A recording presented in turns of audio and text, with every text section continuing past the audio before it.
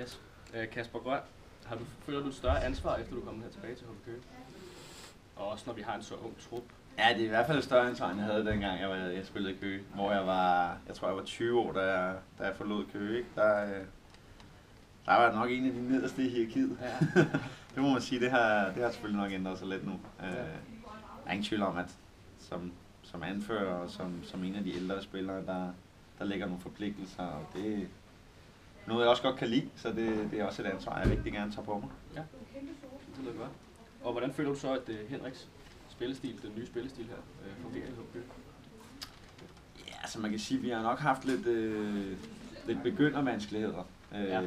Men som at da vi kom tilbage fra ferie i sommer der, og der kom en masse nye spillere og en ny træner og en ny måde at spille fodbold på. Altså bolden er stadig rundt, vi er stadig 11, men det var en lidt anden måde, sådan taktisk vi skulle gribe an. Ja.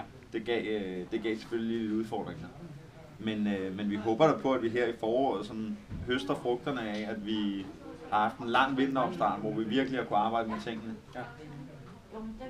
Og så er der jo sådan lidt det klassiske, kan man sige, med banerne lige her i den første måneds tid. Altså der har man ikke skulle tage for store chancer, vel? Og nu har vi jo fået nogle fine resultater og fået nogle point, og så tager vi det med, og så håber vi her, at de næste halvanden måneds tid, eller hvor lang tid der er til sommerferien, det er nu vi skal peak. Ja.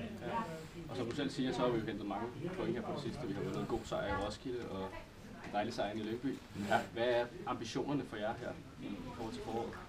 Resten af foråret?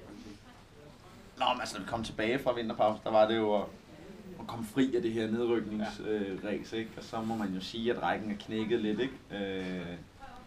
Så det er jo, at vi skal jo se, hvor meget vi kan rykke det, så vi kan gøre os klar til næste sæson.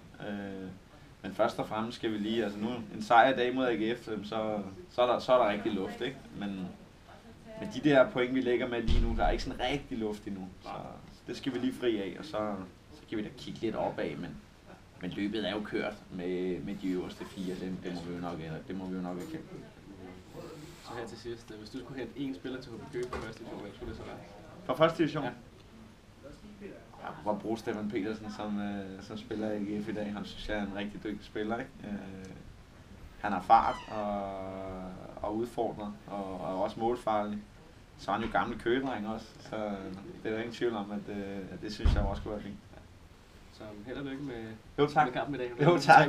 Ja, det var så lidt. Jamen, tak for det.